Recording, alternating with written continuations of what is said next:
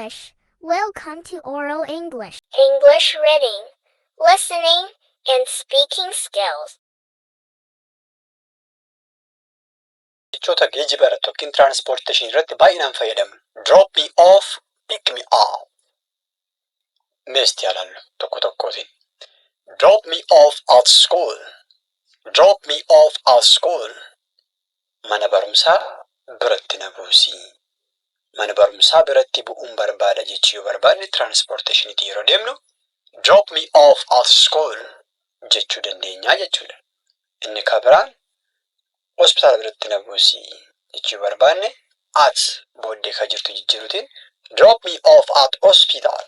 Drop me off at hospital jennee bakka jijjiiruu dandeenya jechuudha.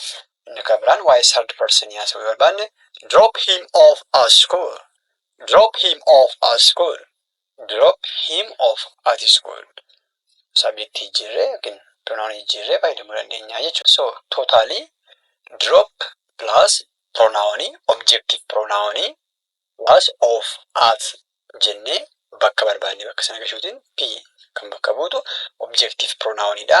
Him, me, her, she, them warra kana bakka buusuutiin fayyadamuu dandeenya jechuudha. Lamaffaan pick me up. Pick me up kan jedhudha jechuudha. Inni kun immoo faallaa sanaa achiitii na deebisi, achiitii na fuudhii.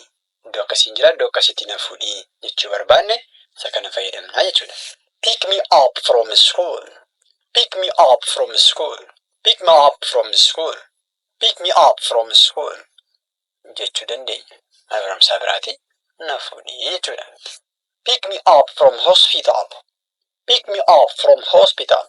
Pick me up from hospital. Pick me up from hospital. Hospitaalaan jira. Hospitaalaatii na fuudhii. Gara mana na geessi yoo na deebisii jechuu dandeenya jechuudha. No, kan nama biraan moggaasuudha barbaanne. Pick him up from school. Pick him up from school jennee abaloon mana barumsaa jira yookiin abaloon iddoo akkasii jira achiitii fuudhii jechuu dandeenya jechuudha. Kun mana barumsaa jira achiitii fidi yookiin fuudhii jechaa jirra jechuudha.